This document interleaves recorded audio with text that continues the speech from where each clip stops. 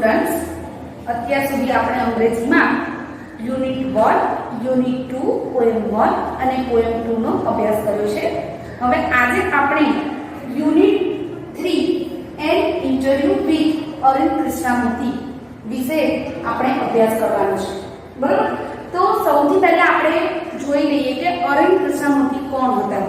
તો અહીં મેં લખ્યું છે બોર્ડ પર, Arvind Krishnamurthy is a young environmentalist. હવે તમને પ્રશ્ન થશે કે એન્વાયરમેન્ટાલિસ્ટ એટલે શું? તો એન્વાયરમેન્ટાલિસ્ટ એટલે પર્યાવરણવિદ, પર્યાવરણ વિશે જાણકારી મેળવનાર. બરાબર? હવે સેકન્ડ પોઈન્ટ લખ્યું છે at the age of 17 he founded an NGO. At the age of 17 એટલે 17 વર્ષની ઉંમરે he founded એટલે તેમણે શોધ્યું હતું. શું શોધ્યું હતું? NGO. NGO ની એક સંસ્થા જેનું નામ હતું EFI. હવે NGO એટલે શું એનો મતલબ સમજી લઈએ. NGO means N means none, G means government, O means organization એટલે non government organization. ઓર્ગેનાઇઝેશન એટલે સંસ્થા અને ગવર્નમેન્ટ એટલે સરકાર, કે જેની અંદર સરકારનું કંઈ પણ ફંડ સામેલ હોતું નથી એવી સંસ્થાને આપણે NGO કહીએ છીએ. બરાબર? હવે NGO ની એક સંસ્થા EFI 17 વર્ષની ઉંમરે અરવિંદ કૃષ્ણમૂર્તિએ પોતે આ સંસ્થાની સ્થાપના કરી હતી. તો એનું આખું નામ જોઈ લઈએ. E means environmentalist, F means foundation, I means India. Environmentalist Foundation of India. બરાબર? Role of Arun's parents and teachers in his activities. એટલે અરવિંદ કૃષ્ણમૂર્તિ જ્યારે નાના હતા ત્યારથી તેમને પર્યાવરણ વિશે ખૂબ જ કાળજી રાખવાનો શોખ હતો અને તેમના આ શોખને લીધે તેઓ પોતાના જીવનની અંદર આગળ એક સારા ગ્રેટ એન્વાયરમેન્ટાલિસ્ટ બન્યા હતા. એના વિશે આપણે પુસ્તકમાંથી અભ્યાસ આપણે ચોપડીની અંદર આજે લેસન ભણીશું. And interview with Arun Krishnamurthy. Arun Krishnamurthy was just 17 years old when he founded the NGO Environmentalist Foundation of India. ખાલી એ 17 વર્ષના હતા ત્યારે તેમણે EFI Environmentalist Foundation of India ની સ્થાપના કરી હતી.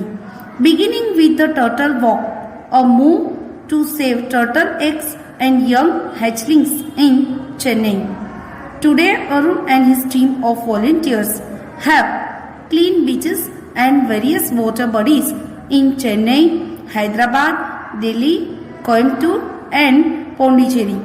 The team cleans lakes, beaches and zoos, plants trees, educates people through street plays and also makes environment-friendly paper bags. Arun's team has students who joined him when they were in class 7 and continue to work with him even after 5 years. જ્યારે 17 વર્ષના હતા અરવિંદ કૃષ્ણમૂર્તિ ત્યારે તેમણે environmentalist foundation of ઇન્ડિયાની સ્થાપના કરી હતી અને તેમણે આ સ્થાપનાની શરૂઆતમાં જ beginning with the turtle walk એટલે કાચબાના ઈંડા અને તેના નાના બચ્ચાને બચાવવાના આંદોલનથી તેમણે શરૂઆત કરી હતી. આજે અરુણ અને તેમની ટીમના વોલેન્ટિયર્સ એટલે સ્વયંસેવક have clean beaches and various water bodies in Chennai, Hyderabad, Delhi, Coimbatore and Pondicherry. Arun અને તેમના જે સ્વયંસેવકો છે વોલેન્ટિયર્સ એટલે સ્વયંસેવકો, beaches and various water bodies, various એટલે જુદા જુદા, વોટર બોડીઝ એટલે પાણીના સ્ત્રોતો ચેન્નઈની અંદર, હૈદરાબાદની અંદર, દિલ્હીની અંદર, કોઇમ્બતુરની અંદર અને પોંડિચેરીની અંદર તેઓ બીચ અને જુદા જુદા પાણીના સ્ત્રોતોની સફાઈ કરી રહ્યા છે. The team cleans lakes, beaches and zoos, plants trees, educates people through street plays and also makes environment friendly paper bags. આ ટીમ જે ટુકડી છે અરુણ અને તેમના સ્વયંસેવકોની તે લેક એટલે સરોવરો, બીચ એટલે કિનારા, ઝૂસ એટલે પ્રાણી સંગ્રહાલય. વૃક્ષોની. Educates people through street. The team cleans lakes, beaches and zoos, plants trees, educate people through street plays and also makes environment friendly paper bags. આ જૂથ તળાવ, દરિયા કિનારાઓ, પ્રાણી સંગ્રહાલયો સાફ કરે છે અને પ્લાન્ટ્સ ટ્રીઝ એટલે વૃક્ષારોપણ કરે છે. શેરી નાટકો દ્વારા, સ્ટ્રીટ પ્લેસ એટલે શેરી નાટકો દ્વારા લોકોમાં જાગૃતિ ફેલાવે છે. Arun's team has students who join him when they were in class 7 and continue to work with him even after 5 years. અરુણના જૂથમાં એવા વિદ્યાર્થીઓ છે જે 7મા ધોરણમાં ભણે છે and continue to work with him even after 5 years, અને 5 વર્ષ પછી પણ તેમની સાથે કામ કરવાનું તેઓએ ચાલુ રાખ્યું છે. હવે અહીંથી આપણે પાઠની શરૂઆત કરીશું. અહીંથી અરુણ કૃષ્ણમૂર્તિનું ઇન્ટરવ્યૂ શરૂ થાય છે. એમને સૌથી પહેલા પ્રશ્ન પૂછવામાં આવે છે, which experience as a child inspired you to take up the cause of environment? What was your first activity?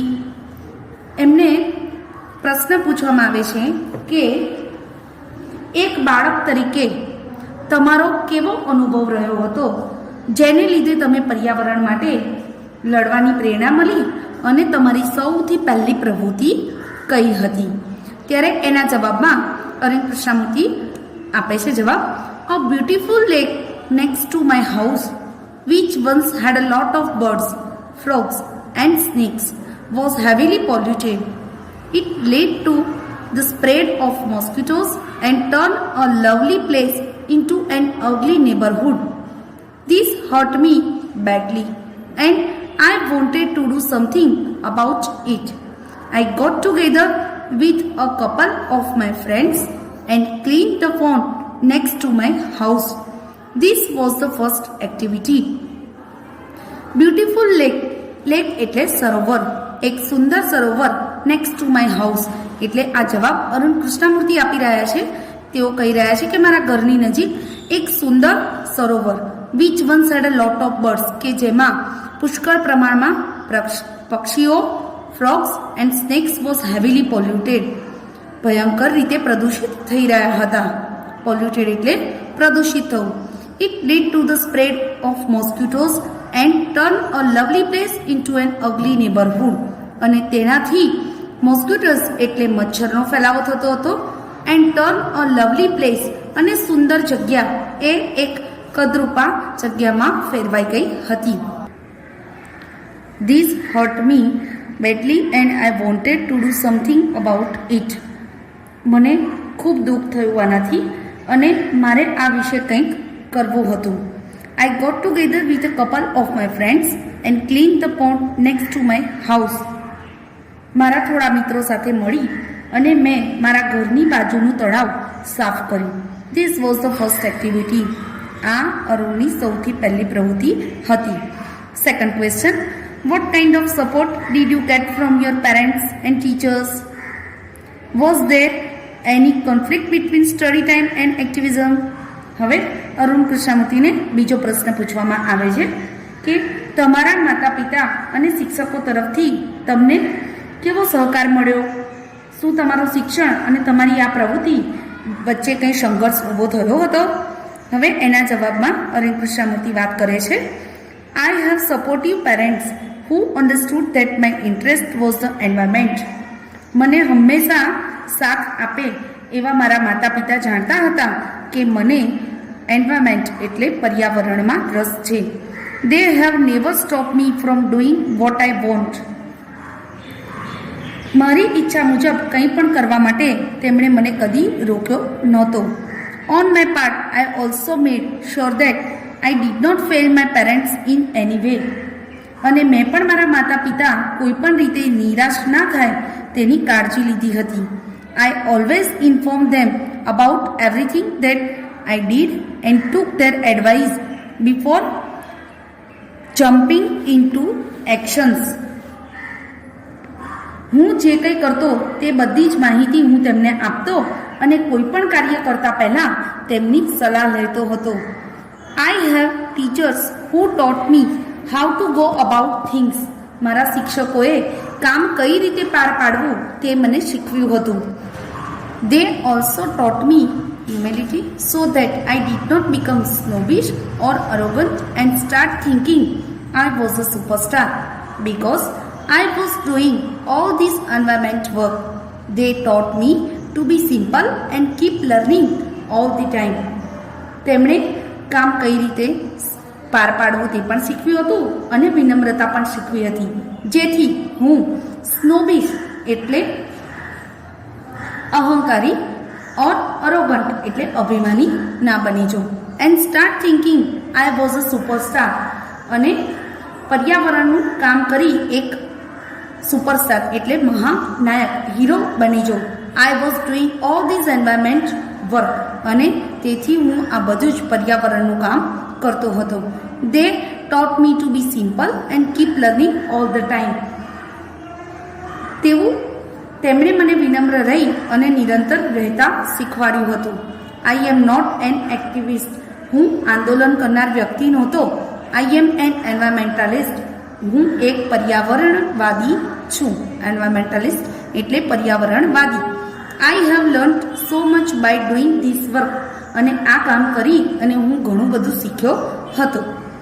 હવે next question, how did your school and college further your interest. તમારી શાળા અને કોલેજે તમારા રસને કઈ રીતે આગળ વધાર્યો હતો? એના જવાબમાં અરુણ કૃષ્ણમૂર્તિને સાંભળીએ. Both my school and college had plenty of green cover and both were home to several other life forms. મારી શાળામાં અને કોલેજમાં બંનેમાં ખૂબ જ લીલોતરી એટલે કે જ્યાં જુઓ ત્યાં લીલા વૃક્ષો અને છોડ જોવા મળતા હતા અને બંને સ્થળો બીજા અસંખ્ય જીવોનું પણ ઘર હતી.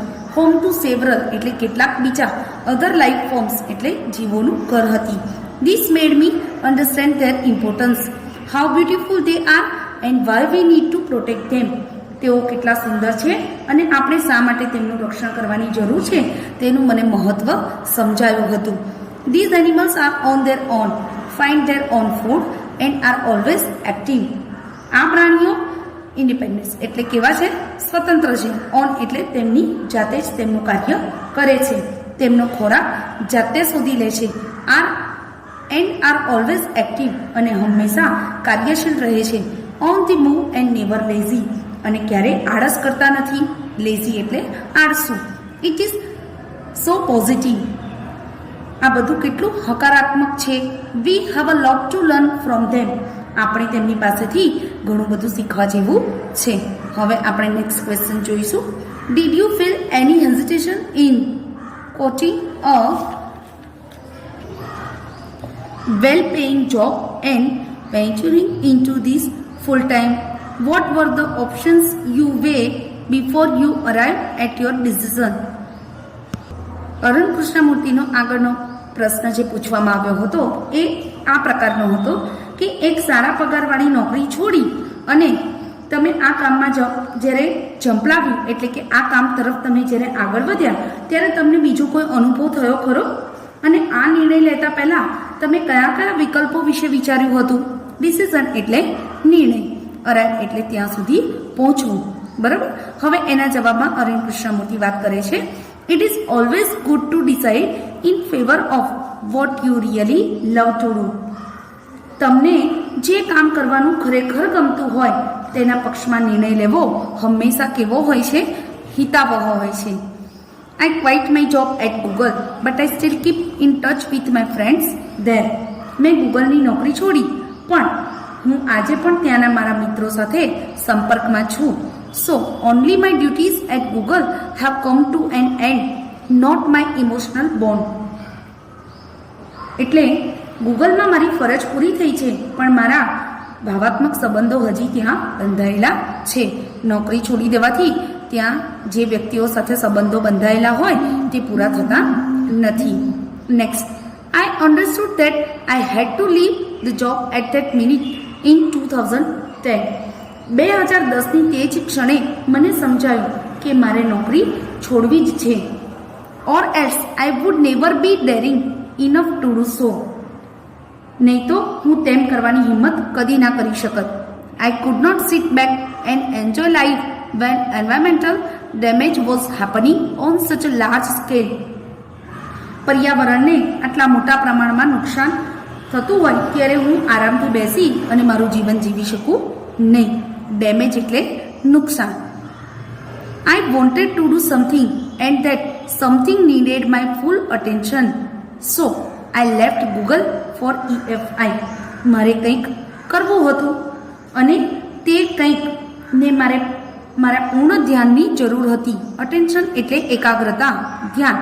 સો I left Google for EFI. અને એટલા માટે મેં EFI માટે ગૂગલને છોડી દીધું હતું. Next question. What kind of garbage do people throw into water bodies? How do you deal with the removal of this garbage once you clean the water body? આગળનો પ્રશ્ન હતો કે જળાશયોની અંદર લોકો કયા પ્રકારનો કચરો નાખે છે અને એ કચરાને સાફ કરવા માટે એટલે કે કાઢવા માટે તમે શું કરો છો?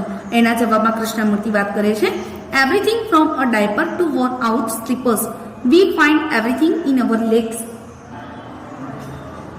ડાયપર એટલે બાળોતિયા, નાના બાળકોને જે પહેરાવવામાં આવે છે તે. વોર્ન આઉટ સ્લીપર્સ એટલે તૂટી ગયેલા ચંપલથી લઈ બાળોતિયાથી લઈ આ બધું જ આપણને તળાવોમાં જોવા મળે છે. This is so disturbing because it is water and water is the basic of life. આ બધું જ આપણા તળાવોમાં આપણને જોવા મળે છે અને ખરેખર ખૂબ જ ચિંતાજનક છે કારણ કે આ પાણી છે અને પાણી તો જીવન છે. Water is the basic of life. How can we not care for these water bodies? શા માટે આપણે આ પાણીના સ્ત્રોતોની કાળજી ના રાખવી જોઈએ? We use this garbage for landfill with no or minimal exposure to the outside environment. આપણે આ જળાશયોની કાળજી કેમ ના લઈએ? આ કચરો જમીનમાં એવી રીતે દાટી દઈએ કે જેથી બહારનું જે પર્યાવરણ છે એને ઓછામાં ઓછું નુકસાન થાય. We ensure that the lake area and water holding are free of garbage so that birds, frogs and snakes can live in peace. અને તળાવ અને જળાશયોનો વિસ્તાર સ્વચ્છ રાખીએ જેથી પક્ષીઓ, દેડકા અને સાપ શાંતિથી તેમાં રહી શકે. Next question. How many days does it take to clear a large lake? Do you use any special equipment for cleaning and safety? એક મોટું તળાવ સાફ કરવા માટે કેટલા દિવસ લાગે અને તમે આ સફાઈ અને સુરક્ષા માટે કંઈ ખાસ ધ્યાન રાખો છો કે કયા સાધનો વાપરો છો? ઇક્વિપમેન્ટ એટલે સાધનો. નેક્સ્ટ એમાં કૃષ્ણમૂર્તિ જવાબ આપે છે. Depending on the size of the lake and the amount of garbage it can take anywhere between 5 days and 3 months to completely clean a lake. We have our tools like rakes and સ્પેડ્સ.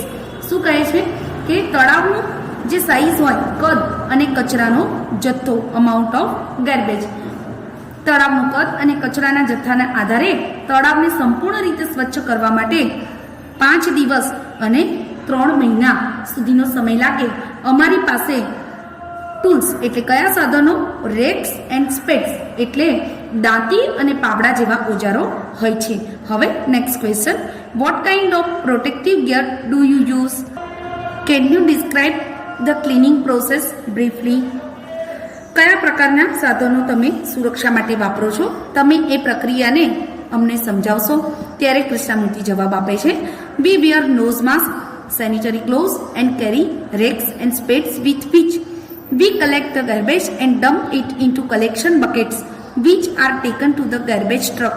We also use heavy machinery like earth movers and pockline to desert the lake and clear the weeds and shrubs that are harmful. તો તેઓ કયા પ્રકારના સુરક્ષા માટેના સાધનો વાપરે છે તેની વાત કરી છે. તો નોઝ માસ્ક એટલે નાક માટે માસ્ક અને હાથ માટે મોજાનો ઉપયોગ કરીએ છીએ. અમે દાંતી અને પાવડા વડે કચરો ભેગો કરી અને મોટી ડોલમાં નાખીએ છીએ, એ જે પછી કચરાની ટ્રકમાં ઠલવાય છે. તળાવમાંથી કાદવ અને હાનિકારક ઘાસ અને ઝાડવા કાઢવા માટે અમે અર્થ મૂવર્સ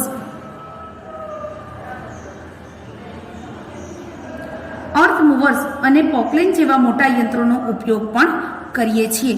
આ બંને યંત્રોના નામ આપેલા છે, અર્થ મૂવર્સ અને Poclain. Next question, what in your opinion can children and young adults do for the environment? What could be a small beginning by all of us in terms of protecting the environment? આગળનો પ્રશ્ન છે કે તમારા મત મુજબ બાળકો અને યુવાનો પર્યાવરણ માટે શું કરી શકે છે? બરાબર, પર્યાવરણના રક્ષણ માટે એક નાની શરૂઆત કરવા માટે અમારે શું કરવું જોઈએ? તો એના જવાબમાં કૃષ્ણમૂર્તિ વાત કરે છે, firstly we should all stop throwing trash outside our homes. Firstly, we should all stop throwing trash outside our homes. Next, we should reduce the amount of trash we generate. Straws, tissues, wrappers, batteries, fast food junk, all these end up in lakes and they come from our homes. પહેલા તો આપણે સૌએ આપણા ઘરની બહાર કચરો ફેંકવાનું બંધ કરવું જોઈએ. પછી આપણે કચરાનું પ્રમાણ ઓછું કરવું જોઈએ. આપણા ઘરમાંથી નકામો સામાન, કાગળ, બેટરી, વધેલું ફાસ્ટ ફૂડ આ બધું જ તળાવમાં ફેંકવામાં આવે છે. જો આપણે ઘરમાં ભેગા થતા કચરાનું પ્રમાણ ઓછું કરી શકીએ અને જો બધા જ કચરાનો નિકાલ સુરક્ષિત રીતે કરી શકીએ તો તે સૌથી મોટી સિદ્ધિ આપણા માટે ગણાય છે. If we can dispose all garbage safely, સલામત રીતે આપણે કચરાનો નિકાલ કરીએ તો એ આપણા માટે સારામાં સારી સુરક્ષા છે. Every student is welcome to volunteer with us in helping the environment. પર્યાવરણની મદદ કરવા માટે દરેક વિદ્યાર્થીનું અમારી સાથે સ્વેચ્છાએ કામ કરવા માટે સ્વાગત છે. Next question, how much time do school going children need to devote in say a week for an environmental cause? શાળાએ જતા બાળકોએ પર્યાવરણ માટે અઠવાડિયામાં કેટલો સમય આપવો જોઈએ? એના જવાબમાં વાત થાય છે, 4 hours a weekend, that is 2 hours on Sundays and 2 hours on Saturdays. વીકેન્ડમાં 4 કલાક એટલે કે શનિવારે 2 કલાક અને રવિવારે 2 કલાક. This small beginning is more than enough to ensure larger participation later. એટલે કે આ નાની શરૂઆત આગળ જતા મોટા પાયે સહભાગી થવા માટે પૂરતી છે. Next question, how can students and schools join your fraternity? Do you have any programmes to introduce your work to them? પ્રશ્ન છે કે વિદ્યાર્થીઓ અને શાળાઓ તમારી સાથે કઈ રીતે જોડાઈ શકે? શું તમારા કાર્ય વિશે તેમને માહિતી આપવા માટે તમે કોઈ કાર્યક્રમ કરો છો? એના જવાબમાં વાત કરે છે, yes, we offer fellowship to interested students. Our programme looks at young animal lovers, young wildlife photographers, filmmakers, theatre artists and scientific research. We give them training in these areas and get them actively involved in all our work. Our youngest volunteer is in class 3. તો કે એવું કહેવા માંગે છે કે જે વિદ્યાર્થીઓને રસ હોય, ઇન્ટરેસ્ટેડ એટલે જેમને રસ હોય તેવા વિદ્યાર્થીઓની ભાગીદારી અમે આપીએ છીએ. ફેલોશિપ એટલે ભાગીદારી. અમે યુવાન પ્રાણી પ્રેમીઓ, વન્યજીવન ફોટોગ્રાફર, ફિલ્મ બનાવનાર, રંગમંચના કલાકારો, વૈજ્ઞાનિક સંશોધકો એકત્રિત કરીએ છીએ. અમે આ ક્ષેત્રમાં તેમને તાલીમ આપી અને અમારી બધી જ પ્રવૃત્તિઓમાં સક્રિય કરીએ છીએ. Our youngest volunteer is in class 3 અને અમારો સૌથી નાનો સ્વયંસેવક 3જા ધોરણમાં છે. તો વિદ્યાર્થી મિત્રો, અહીં આપણો આ પાઠ પૂરો થાય છે અને આના ઉપરથી આપણે એક મહાન એન્વાયરમેન્ટાલિસ્ટ વિશે પણ અભ્યાસ કર્યો છે. તો આપણે એનો નિબંધ પણ ભણીશું. એના માટેની શોર્ટ નોટ મોકલાવીશ. વર્ડ્સ અને ક્વેશ્ચન આન્સર પણ લખવાના રહેશે. Thank you.